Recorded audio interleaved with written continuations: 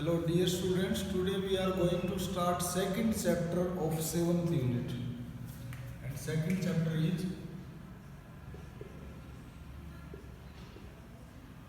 Hydrostatic.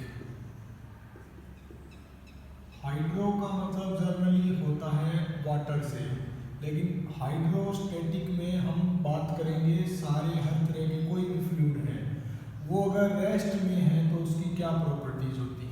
Hydrostatic, static means in rest position. तो सबसे पहले हमें पता होना चाहिए फ्लूइड का क्या मतलब है। फ्लूइड का मतलब है which can flow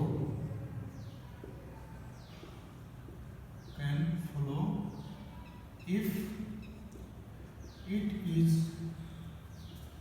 free to do so। अगर कोई फ्री है तो वो फ्लो कर सकता है। जैसे फॉर एग्जांपल पानी है, गिलास में रखा हुआ है, अगर पानी के गिलास को हम टेढ़ा कर देंगे तो जैसे ही हम उसको टेढ़ा करेंगे वो पानी उसमें से निकलेगा और वो फ्लो करना शुरू कर देगा। जब तक वो गिलास के अंदर क्लोज्ड था, वो फ्री नहीं था, तो वो फ्लो नहीं कर रहा था। लेकिन जैसे ही उसको फ्रीडम मिली तो उसी टाइम पे वो फ्लो करना शुरू कर देता है। तो कोई भी लिक्विड, जितने भी एग्जांपल आप देख सकते हो सकता है कि एक लिक्विड कम फ्लो करे, दूसरा ज़्यादा करे, बट ऑल लिक्विड फ्लो। दूसरी बात, फ्लूइड का मतलब है, उसकी डेफिनेशन है विच कैन फ्लो। इसका कहीं पे मैंने ये नहीं मतलब लिखा है कि लिक्विड को ही फ्लूइड बोलते हैं। हम उन हर चीज़ को फ्लूइड बोलते हैं जो फ्लो कर सकता है अगर उसको फ्रीडम मिले। तो gases are also included in the fluid. तो फ्लूइड का मतलब क्या बन गया? Liquid plus gas, because they can flow if they got freedom और they are free to do so they will flow. तो they are known as fluid. तो ये फ्लूइड होता है। अब ये जो फ्लूइड होता है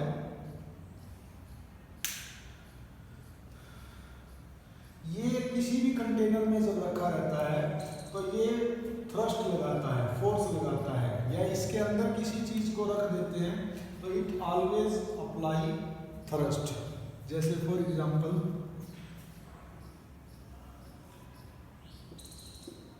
ये एक कंटेनर है, इस कंटेनर के अंदर कोई चीज ऐसे रखी हुई है, कोई भी ऑब्जेक्ट रखा हुआ है, तो ये फ्लूइड जो है इसके ऊपर थ्रस्ट लगाता है। थ्रस्ट का मतलब होता है फोर्स लगाता है। तो और ये जो थ्रस्ट या फोर्स जो लगाता है इसके ऊपर, it is always in normal direction,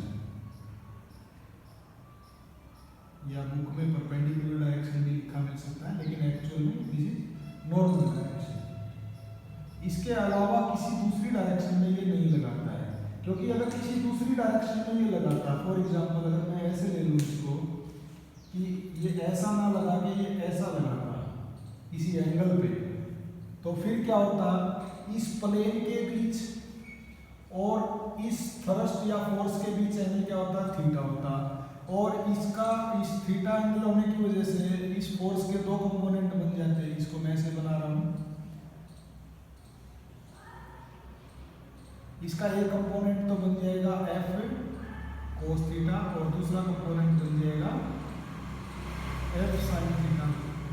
अब एफ कोस थीटा का मतलब क्या है कि इस डायरेक्शन में फोर्स, अगर इस डायरेक्शन में फोर्स है ऐसे डाउनवर्ड डायरेक्शन में, उसकी वजह से तो लिक्विड डाउनवर्ड डायरेक्शन में चलना चाहिए, जो कि चलता नहीं है।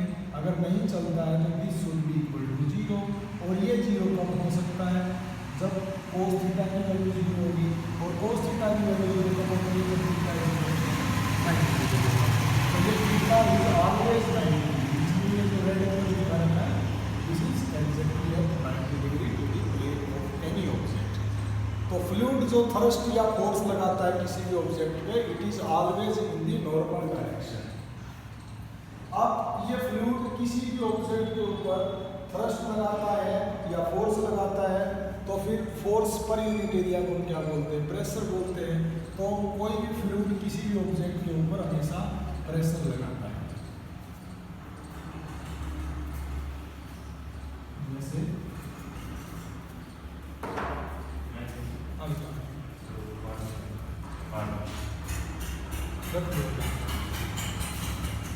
रख के चले जाओ।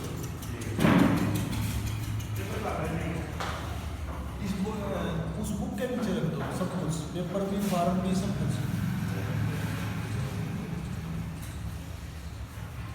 प्रेशर एक्सर्टेड, फीस भी वही रख देना। अंकित की फीस बाकी है ना, वही उसी में रख देना। ठीक है। Pressure exerted by the fluid on any object, pressure is exerted by the fluid on any object. क्यों? क्योंकि वो उसके ऊपर फोर्स लगाता है और फोर्स पर ही क्या होता है, प्रेशर। जैसे अभी हमने ये बनाया था, इसके अंदर फ्लूइड भरा हुआ है और दिस इज एन ऑब्जेक्ट, तो इसके ऊपर ये हर प्लेन के ऊपर फोर्स लगाएंगे और जिस भी प्लेन के ऊपर प्रेशर निकालना है उस प्लेन के एरिया को इस फोर्स से डिवाइड कर दो, you will get the pressure. और इस फोर्स की और एरिया की यूनिट क्या होती है, फोर्स की होती है न्यूटन, एरिया की होती है मीटर स्क्वायर। तो unit of pressure is Newton पर मीटर स्क्वायर। इसकी डायरेक्शन हमेशा फिक्स्ड होती है, always in the normal direction. तो प्रेशर की डायरेक्शन हमेशा किसी भी प्लेन के ऊपर, हम अगर ये बोलते हैं कि इसके ऊपर ये प्रेशर लगा है, तो उसकी डायरेक्शन हमें लिखने की जरूरत नहीं होती, because direction of pressure is fixed and it always act in perpendicular और normal direction to the plane. तो it always act in normal direction on plane. तो इसकी डायरेक्शन बताने की जरूरत नहीं होती, जैसे टाइम की डायरेक्शन बताने की जरूरत नहीं होती, टाइम ऑलवेज मूव फॉरवर्ड। तो इसी तरीके से प्रेशर की डायरेक्शन बताने की जरूरत नहीं होती, pressure is always normal to the plane. तो those quantities which are defined only with their magnitude are known as scalar quantities. जिनको डिफाइन करने के लिए उनकी डायरेक्शन को बताने की ज़रूरत नहीं होती है, उनको हम स्केलर क्वांटिटी बोलते हैं। तो प्रेशर की डेफिनेशन या प्रेशर को बताने के लिए भी हमें किसी भी डायरेक्शन की ज़रूरत नहीं होती, इसलिए pressure is a scalar quantity. और इसकी यूनिट याद रखना है, न्यूटन पर मीटर स्क्वायर। एक दूसरी यूनिट होती है स्ट्रेस की, ये यूनिट होती है न्यूटन पर मीटर स्क्वायर। लेकिन स्ट्रेस जो है वेक्टर क्वांटिटी है, स्ट्रेस में फोर्स किस डायरेक्शन में लगा है उस बात पे डिपेंड करता है, वहाँ पे डायरेक्शन बतानी पड़ती है। तो इन दोनों में ये डिफरेंस है। अब अगर मेजरमेंट करना है कहीं पे प्रेशर को, एक फ्लूइड रेस्ट में है, तो फ्लूइड अगर रेस्ट में है तो हाइड्रोस्टैटिक बोलेंगे। तो हाइड्रोस्टैटिक प्रेशर को अगर मेजर करना है तो कैसे करेंगे?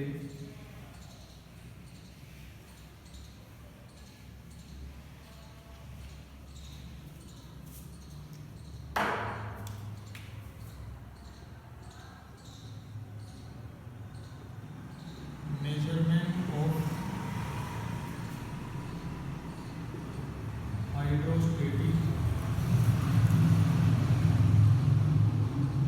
प्रेशर। तो इसके लिए क्या करते हैं, एक ऐसे सिलेंडर और पिस्टन अरेंजमेंट बना लेते हैं। ये पिस्टन जो है ये इसके अंदर बाहर ऐसे मूव कर सकता है, फ्रिक्शनलेस पिस्टन है और एयर टाइट है, कोई एयर या कोई लिक्विड इसमें नहीं जा सकता। और इसमें नीचे एक ये स्प्रिंग लगा हुआ है, तो जैसे इसके ऊपर से कोई फोर्स पड़ेगा तो ये नीचे की तरफ आएगा और ये स्प्रिंग उसका अपोज करेगा और स्प्रिंग का जो फोर्स होगा that is equal to K × X। अब इस अरेंजमेंट को जिस भी लिक्विड का प्रेशर मेजरमेंट करना है उसके अंदर लेके जाओ। अब ये लिक्विड क्या करेगा, इसके ऊपर फोर्स लगाएगा, उस फोर्स की वजह से ये पिस्टन नीचे की तरफ जाएगा। अगर ये पिस्टन नीचे की तरफ जाएगा तो ये स्प्रिंग कंप्रेस होगा और ये स्प्रिंग जो रिस्टोरिंग या रेसिस्टिंग फोर्स लगाएगा that is equal to K × X। X का मतलब ये कितना डिफॉर्म हुआ और K का मतलब स्प्रिंग कांस्टेंट या स्टिफनेस ऑफ द स्प्रिंग। तो हमें अगर प्रेशर निकालना है तो हम क्या करेंगे, ये रीडिंग नोट कर लेंगे कि ये कितने mm नीचे गया है, कितने सेंटीमीटर नीचे गया, उसको मल्टीप्लाई कर देंगे K से, तो वो आ जाएगा force and divided by area of cross section of this piston, तो वो क्या बन जाएगा pressure exerted by this fluid on this object. तो किसी भी जगह का अगर हमने प्रेशर मेजरमेंट करना है तो ये बहुत छोटी सी डिवाइस होती है, वहीं पे इसको लेके जाओ, वहाँ पे जहाँ पर भी प्रेशर होगा वो इस पिस्टन के ऊपर प्रेशर लगाएगा और उसकी मेजरमेंट हम इस स्प्रिंग की रीडिंग से लेंगे। अब कुछ और टर्म्स हैं, जैसे डेंसिटी और रिलेटिव डेंसिटी किसको बोलते हैं।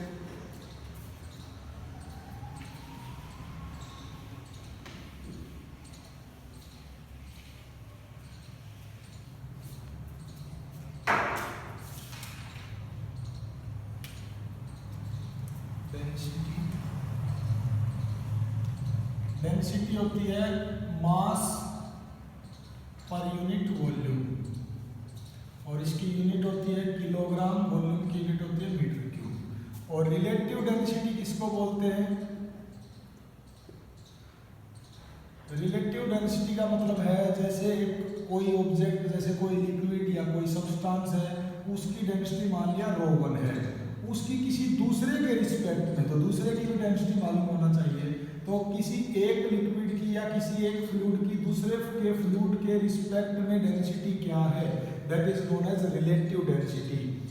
तो ये रिलेटिव डेंसिटी होती है, it is ratio. Relative density की कोई रीडिंग नहीं होती क्योंकि ये रेशियो है। अब अगर हम किसी लिक्विड में ऊपर से नीचे की तरफ जाएंगे, जैसे कहीं पे पानी भरा हुआ है, तालाब है, या कोई किसी बर्तन में ऊपर से नीचे की तरफ जाएंगे तो प्रेशर कैसे वेरी करेगा, कितना प्रेशर होगा, वो मेजरमेंट मान लिया करना है।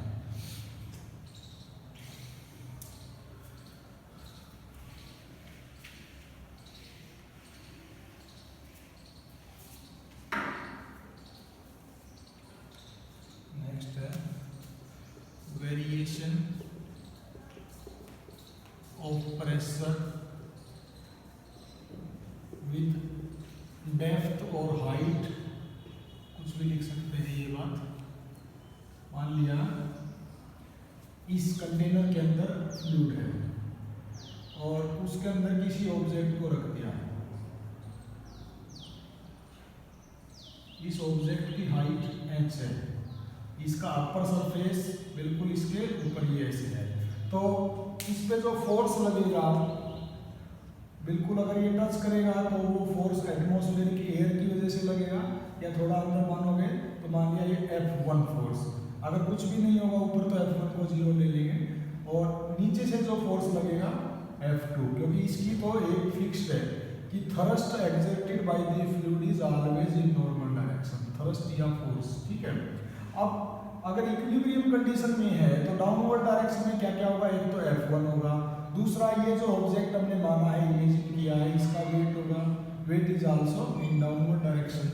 तो F1 प्लस mg, और ये किसके बराबर हो जाएगा, नेट अपवर्ड थ्रस्ट के बराबर F2। F1 as it is, m mass, mass कैसे निकाल सकते हैं इस ऑब्जेक्ट का, mass per unit volume is equal to density. तो वॉल्यूम को, मास को क्या लिख सकते हैं, डेंसिटी इनटू में वॉल्यूम इनटू में g is equal to F2। अब F1 की जगह क्या लिख सकते हैं, हमें पता pressure is equal to force per unit area, तो P1 is equal to F1 by A, area of cross section ऊपर का भी उतना ही है, नीचे का भी उतना ही, इसलिए A1 A2 हम अलग अलग नहीं लिखेंगे।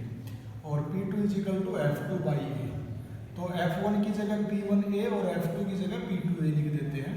तो P1A प्लस रो, V है वॉल्यूम, तो अगर इसकी हाइट h है और area of cross section A है तो वॉल्यूम को क्या लिख सकते हैं, एरिया इनटू में हाइट A इनटू में h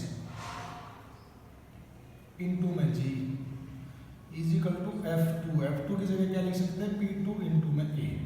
तो इस पूरी इक्वेशन में A ये कैंसिल हो जाएगा, यहाँ पर rho g h is equal to P1 को उधर लेके चले जाओ, P2 माइनस P1। तो इसमें ऊपर से नीचे जो सरफेस है, अपर सरफेस और लोअर सरफेस, तो लोअर सरफेस का प्रेशर ज्यादा होगा as compare to upper surface, और लोअर सरफेस और अपर सरफेस में जो प्रेशर डिफरेंस होगा that will be equal to rho. Rho का मतलब density of the liquid, g का मतलब एक्सेलरेशन ड्यू टू ग्रेविटी, और एच का मतलब आप कितनी डेप्थ में नीचे की तरफ गए हो। इन तीन बातों के ऊपर डिपेंड करता है। अब अगर अपर सरफेस बिल्कुल ये एटमॉस्फेयर पे है तो वहाँ पे कोई प्रेशर अगर नहीं है तो उसको हम क्या ले सकते हैं, जीरो ले सकते हैं। तो if P1 is equal to 0 तो P2 की वैल्यू क्या हो जाएगी, रो GH। तो आप किसी भी लिक्विड में जितना नीचे की तरफ जाओगे H की वैल्यू उतनी बढ़ती जाएगी, उतना ही आपके ऊपर प्रेशर उस लिक्विड का आपके ऊपर बढ़ता चला जाएगा। तो अगर हम किसी स्विमिंग पूल में या किसी गहरे पानी में जितना नीचे की तरफ जाते हैं तो पानी का दबाव उतना ही हमारे ऊपर बढ़ता चला जाता है। दबाव का मतलब वो force per unit area which is known as pressure. तो आज यहीं पे स्टॉप करते हैं। आज इंट्रोडक्शन किया, कल इससे आगे बात करेंगे। Thank you.